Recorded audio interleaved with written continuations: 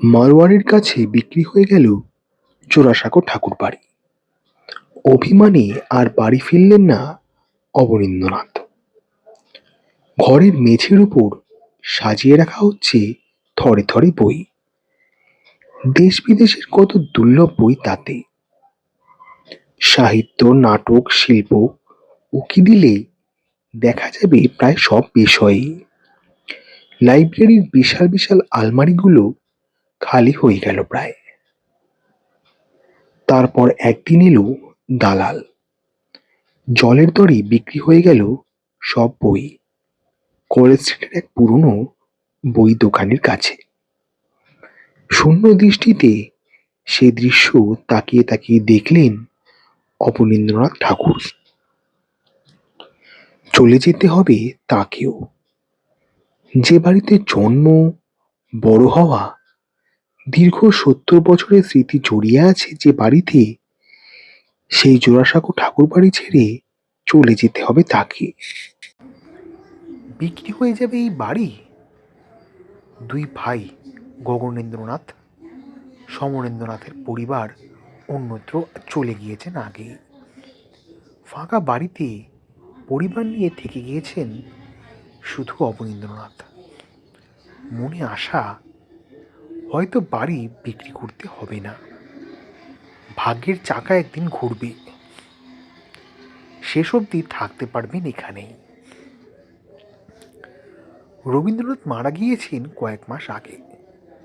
তারপর থেকেই আলগা হতে শুরু করেছে ঠাকুর বাড়ির শিকড়। অবশ্য ভেতর ভেতর ভাঙন চলছিলই। রবীন্দ্রনাথের ছিল ৬ নম্বর বাড়ি, আর অবনীন্দ্রনাথের ৫ নম্বর। দ্বারকানাথ ঠাকুর লেনের এই দুটি বাড়ি ঘিরেই তৈরি হয়েছে ঠাকুর বাড়ির ইতিহাস। এটি প্রথমে ছিল দ্বারকানাথের বৈঠকখানা বাড়ি তথা বাহিরমহল। পরবর্তীকালে ঠাকুর পরিবারের একটি শাখা থাকতে শুরু করে এখানে। কিন্তু কেন বিক্রি করে দিতে হবে ৫ নম্বর বাড়িটিকে? কারণ দেনা। বাজারে প্রচুর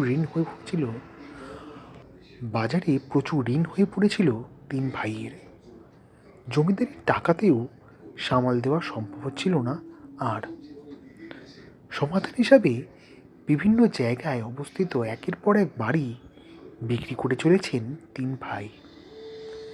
তারপরেও সামাল দেওয়া গেল না। ব্যয় কমাতে পারেননি তারা কিছুতেই। তথাকথিত রাজকীয় জীবনযাপনই অন্যতম কারণ ছিল তার। শেষ পর্যন্ত বসত বাড়ি বিক্রি ছাড়া আর কোনো পথই খোলা ছিল না। কথা উঠেছিল যদি কোর্ট অফ ওয়ার্ডসে নিয়ে যাওয়া যায় জমিদারিটিকে, তাহলে ওরাই দেনা শোধ করে দেবে এবং মাসোহারা দেবে ৩ ভাইয়ের পরিবারকে। কিন্তু কোর্ট অফ ওয়ার্ডস জানায় পুরো বাড়িটি বিক্রি না হলে দেনা মিটবে না কিছুতেই। শেষ পর্যন্ত ছিলেন অবনীন্দ্রনাথ আর তার পরিবার। বাড়িময় ভগ্নস্তূপ, ঝাড়পোছের বালাই নেই। বাড়ির সামনের বাগান ভরে উঠেছে আগাছায়। চাঙড় খসে পড়েছে দেওয়াল থেকে।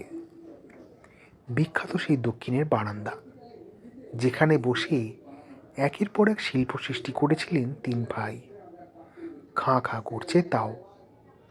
অবনীন্দ্রনাথের দৌহিত্র মোহনলাল গঙ্গোপাধ্যায় সে সময়ের বর্ণনা দিচ্ছেন। দাদামশাই এলেন বারান্দায়। বারান্দার বড় ফাঁকটার কাছে এসে বাগানের দিকে তাকিয়ে রইলেন খানিক। তারপর আস্তে আস্তে বসে পড়লেন পরিষ্কার ঠান্ডা মেঝের ওপর। দেখলুম দুদিকে দুহাত বিছিয়ে মেঝেকে ছুঁয়ে সামনের দিকে তাকিয়ে রয়েছেন নকশা কাটা রেলিংয়ের ফাঁক দিয়ে বাগানের পুরনো গাছগুলোর দিকে অনেকক্ষণ। নভেম্বর মাসে সপরিবারে জোড়াসাঁকো ঠাকুরবাড়ি ছাড়লেন অবনীন্দ্রনাথ। রওনা দিলেন বেলঘড়িয়ার গুপ্ত নিবাসের দিকে। সমস্ত জিনিসপত্র গুছিয়ে পরিবারের অন্যান্যরাও চলে এলেন সেখানে। ১৯৫১ সালে মৃত্যু পর্যন্ত সেখানেই কাটিয়েছিলেন অবনীন্দ্রনাথ। জীবদ্দশায় আর ফিরে যাননি জোড়াসাঁকোয়।